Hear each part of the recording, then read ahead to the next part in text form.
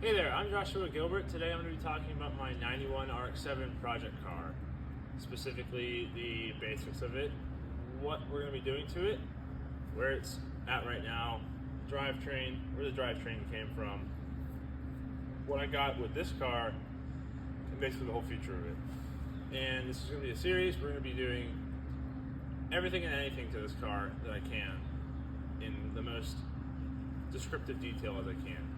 We're going to be going bare bones just to help out folks out there, to aid the community, and show the younger folks that this is definitely possible to do in your youth. All right, let's get into it.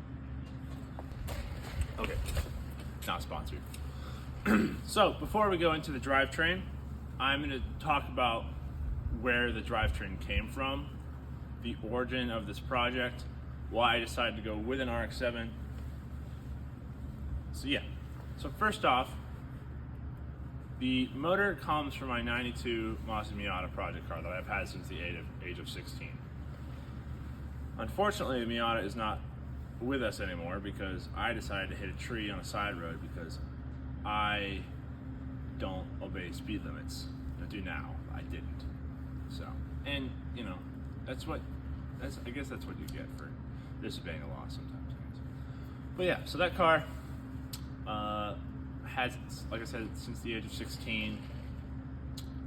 Had it stock for a couple years.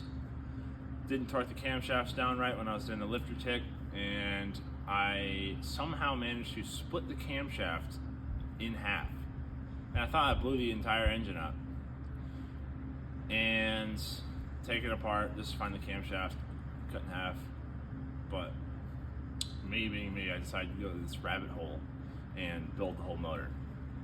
Right, so that car, I'll cover the actual specifics of the engine in a second, but that car was such a good time.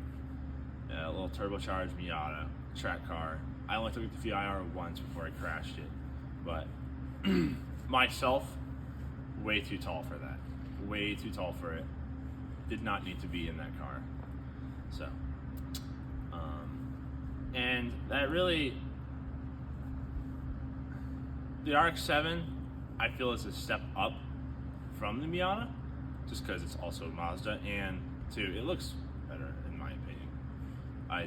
But that's an opinion, so whatever.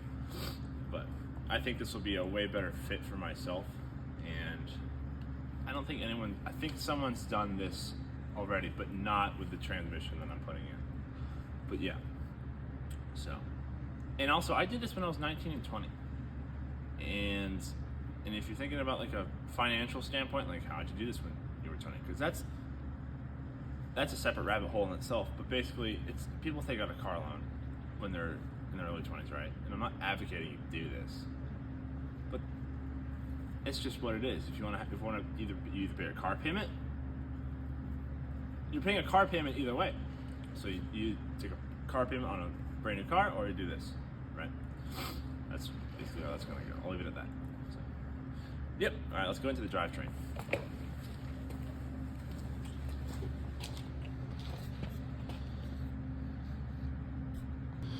Okay, we'll start off with the engine, right? So the engine is a 1.6 liter that I got out of my Mazda Miata, right? And I have since then built it. And it's looking quite rough right now because of the accident, where we decided to hit a tree, but nevertheless, we're gonna still save it. And I believe the bottom end is still okay. So, but just to list out a few parts, right? It's got Manley rods, Supertech pistons, ACL bearings, ARP head studs, Deutschworks 1050cc injectors. It had an ATI super damper, but that's what took the blow of the impact through all the radiator and the intercooler in the front frame. So I'm gonna replace that probably along with a bunch of stuff on this motor.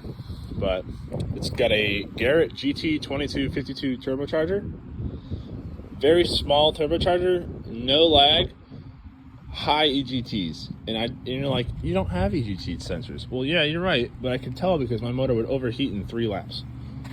So my goof decided to just put this turbocharger on and think hey, that's small enough, but you know, in fact, it's too small and it's choking the motor.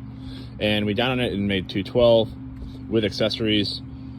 Then we ran it without accessories and had a little bit more power. Didn't dyno it though, so I'm assuming like 225.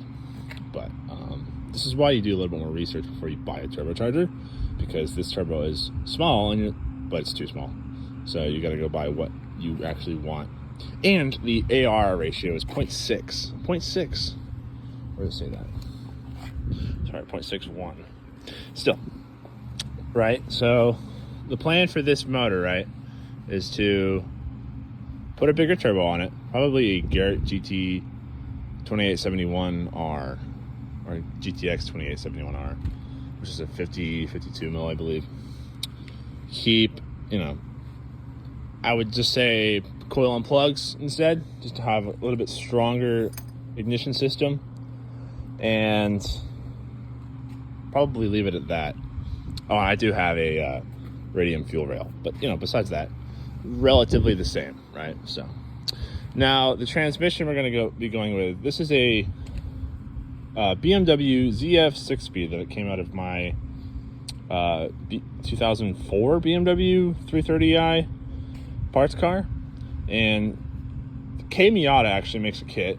Most of the Miata guys know about it, but they have drivetrain options, swap kits, and they'll basically sell you a adapter plate and a flywheel for $12.50, I believe.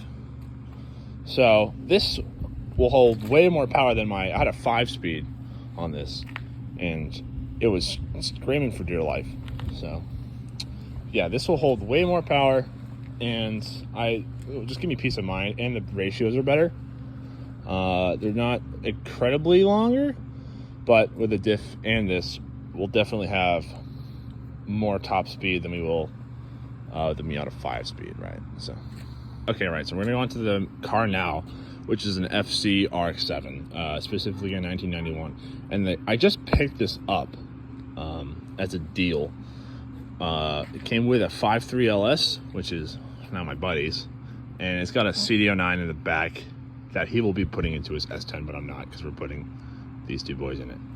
So yeah, this car really, in fact, looks better than a Miata in my opinion. I would like to put a little bit of a wide body on it, but I could leave it stock right now. But the goal for this car really is braking and cooling, because in the Miata I had neither. So I just had a little bit of power and no sense of care or safety. So yeah, definitely a step up in my opinion. And this will give us a chance to do dual radiators too, because I would like to put, you know, the Miata motor is 25 inches long. So, you know, you put that in there, you can have room for a front radiator, and these cars all have, you know, dual radiators in the back, especially in the drifting community. But I don't plan on drifting this car. It's going to be more of a track car. Just the goal is to keep this thing as cool as possible. And we can go on a separate episode and a tangent about the cooling if we wanted to, but I won't do it in this video. But this has definitely got a lot of room for work. It's definitely a project, you know. It's kind of been tossed around. It came from Louisiana. Previous owner, you know, loves the car, but he just didn't have any time for it, unfortunately. So we'll make sure he gets, you know, good care. Like I said, definitely a good project. Comes with a half cage, although it's too far forward because I'm 6'5", and that's also another reason I got this car, is because I don't fit in the Miata anymore. I never did. I always just kind of played off like I did, but I didn't. Never did. Let me go on this side because the sun. However, yeah, this car's got way more headroom. The cage is too far forward, so we're gonna have to cut this guy out and weld a full cage too, just for safety reasons. Remember, safety is paramount. So yeah, we'll probably, I'll have to run a Sparco Pilot, which is my goal, which is the seat. If you don't know anything about that seat, look up Brian Scotto on his Audi video on Hoonigan. I forget which car it is, but he's 6'5", right? And he has a Sparkle Pilot as well. So, but yeah, we'll do dual radiators in this car. That's the goal. One in the back, one in the front. The Miata motor is 25 inches long from back to front with this Flying Miata coolant reroute. So we'll go back to front, 25 inches. We'll have a radiator in the front. And then we'll do inlines to the back. We'll have a massive dual pass radiator in the back. So that'll be fun. And that's going to be a whole mini series in of itself, because that's really where the engineering is going to come into. So, but yeah. So I don't know what wheels these are. I think they're Koenig boys. I don't know. They're not bad, but they are very kind of small width wise. So, but yeah. So, yeah. So, but I have good intentions for this car, and we will see where this car is headed. So the goal for this car is not to drift it, it's to track it. I would like to drive it on the street too, just for testing purposes, but it's going to be primarily track driven. So, yep. Okay, folks. Well, I appreciate you watching my little video on this car and the features of it. Hopefully we'll be able to post more soon. I think the first thing we'll do is mount the motor, and we don't really go far from there because I'm actually moving quite soon. So, but I appreciate you watching, and stay tuned. Thanks.